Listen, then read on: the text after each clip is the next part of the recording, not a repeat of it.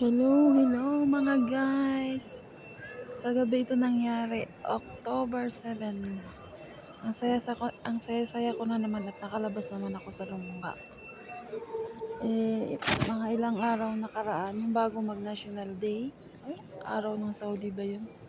Sabi sa akin ni Madam Tuta, pasyal daw niya ako sa mall. Kahit saan daw gusto ko. Hindi ko naman alam kung saan mga mall. Sabi ko, ikaw na madam, kahit saan mo ako dalhin, okay lang, basta makalabas ako sa lungga ba. Mag-i-enjoy na ako. Kaya dito niya ako dinala guys. Napakalapit lang. 15 minutes lang. Karating na kami. Ang lapit-lapit lang ng bahay nila doon. Ang daming mall dito. Ang daming mall dito sa Riyadh. Siguro pang ano ko na to na napuntahan. Pang-apat na. Mag-iisang taon na ako dito, pang-apat pa lang ako nakalabas. Maliban sa supermarket pala. Sa mall na napuntahan ko. Pang-apat ito. Kaya ayan, alam niyo na dahil nakalabas tayo at vlogger-vloggeran tayo.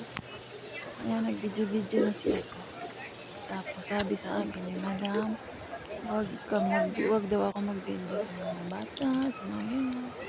Basta wag na ako mag-focus ng video sa tao. I-focus lang sa view, ganon.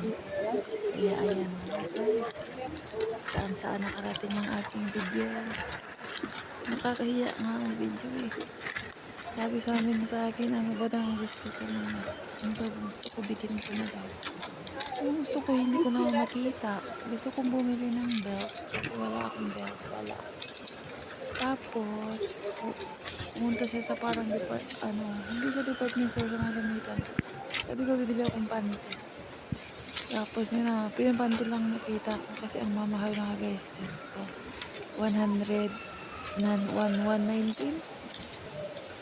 Isipin mo nga magkano yung 119 sa Pinas. Libo na mahigit yun. Tapos, ipang bahay mo lang. Oh my God.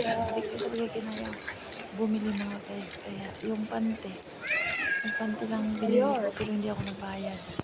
Si Madam Tuta. Sabi niya kasi siya magbayad. Kaya, siya na. Tapos, pumasok din kami sa Miniso. May nagustuhan ako ng lipstick. Ayun, tsaka maliit na bag. Siya nagbayad, pero mura lang naman sa Miniso. 100 lang yung cellphone na bag niya, libre niya sa akin. At tsaka lip gloss ba na mura lang yun. What time? 10 na natin, 18. It's Yan. only Tapos, pumasok na naman kami sa 15 minutes. pumasok siya sa parang Close? Watson. May mga pampaganda. Ayun, bumili ako. Sarili ko talaga. Ako talaga nagbayad noon. Bumili ako na pampakulay ng buhok kasi gusto ko magpakulay ng buhok eh. Kasi ang dami ng puti yung buhok ko mga guys. Ang dami ng uban kaya gusto kong kulayan. Kabili ako. Medyo mahal ang pampakulay dito. Halos 25.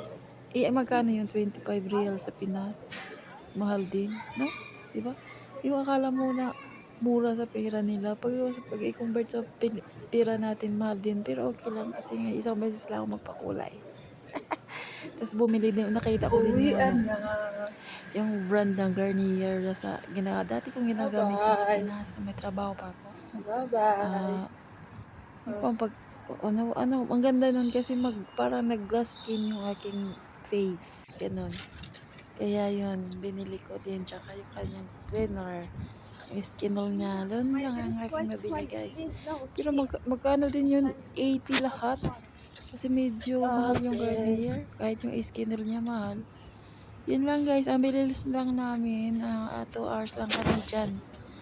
Tapos sabi ka ni Madam Tuta, maglakad na lang daw kami.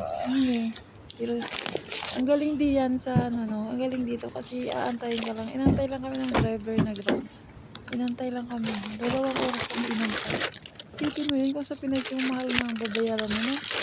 Kinontrata mo yung nakatambay yung taxi.